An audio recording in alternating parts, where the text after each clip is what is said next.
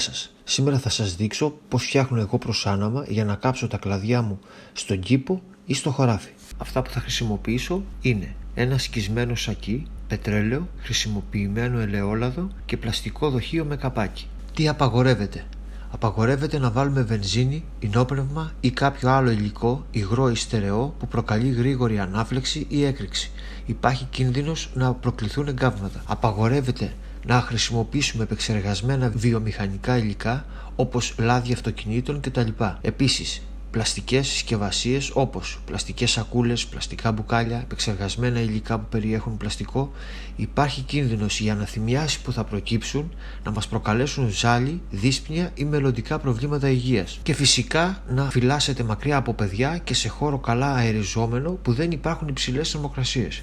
Το πρώτο βήμα είναι να πάρουμε το παλιό σακί που έχουμε και να το βάλουμε σε ένα σημείο ψηλά. Άλλος μπορεί να χρησιμοποιήσει μια πρόκαμπ, άλλος μπορεί να χρησιμοποιήσει κάτι άλλο. Κάτι που να μπορούμε να στηρίξουμε το σακί ψηλά, ώστε να μην χρειαστεί να σκύβουμε. Με αυτόν τον τρόπο που κάνω εγώ τώρα, που βλέπετε, παίρνω και ένα μαχαίρι και κόβω το σακί σε μικρά κομμάτια.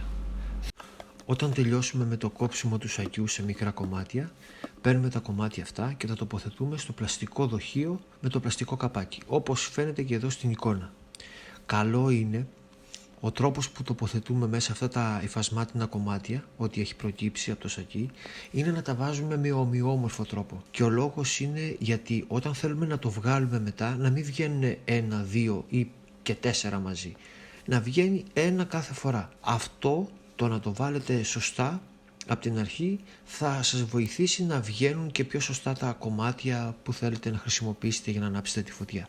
Μόλις τελειώσουμε με τα κομμάτια του σακιού, μετά έχουμε σαν σειρά. Δεν είναι ότι πρέπει να βάλουμε το πρώτο το ελαιόλαδο και μετά το πετρέλαιο. Εγώ αυτή τη στιγμή βάζω το ελαιόλαδο. Θα κάνω μια ιδιαίτερη προσοχή, διότι δεν χρειάζεται να το βάλουμε γρήγορα, επειδή είναι πιο παχύρευστο, δεν προλαβαίνει να το απορροφήσει αμέσως στο ύφασμα και πρέπει να περιμένουμε λίγο για να μην χυθεί απ' έξω, όχι τίποτα άλλο. Μόλις αδειάσουμε το ελαιόλαδο, περίπου 1 λίτρο είναι αυτό, βάζουμε το πετρέλαιο.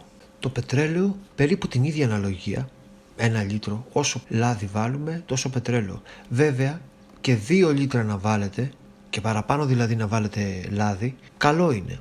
Το πετρέλαιο το θέλουμε μόνο για να βοηθήσει να ανάψει φωτιά. Αυτό που κρατά τη φωτιά είναι το λάδι. Βάζοντας το πετρέλαιο δεν χρειάζεται να περιμένετε τόσο πολύ όσο κρατά το λάδι. Το πετρέλαιο θα κατεβαίνει πολύ πιο γρήγορα κάτω στο ύφασμα. Μόλις δείτε ότι γίνει το ύφασμα νοπό, ότι έχει φτάσει στο κάτω σημείο και βλέπετε αυτό το χαρακτηριστικό χρώμα, δεν χρειάζεται να βάλετε άλλο και τα αφήνετε όπως έχει. Μετά από χρόνια που κάνω αυτήν την εργασία, κατάλαβα ότι κάποια πράγματα που χρησιμοποιούσαν άλλα άτομα δίπλα μου δεν ήταν και τόσο υγιεινά και δεν ήταν και ο σωστός ο τρόπος.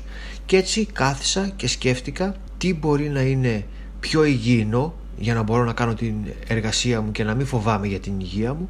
Και δεύτερον, τι μπορώ να χρησιμοποιήσω από αυτά που έχω ήδη στο σπίτι μου, επειδή είμαι σε αγροτική περιοχή, σε χωριό, τα οποία μπορούν να βοηθήσουν σε αυτή την εργασία. Να μπορώ να καίω τα κλαδιά μου πιο οικονομικά και πιο υγιεινά. Και σκέφτηκα αυτό. Δεν πάει να πει ότι δεν το έχει σκεφτεί κάποιος άλλος.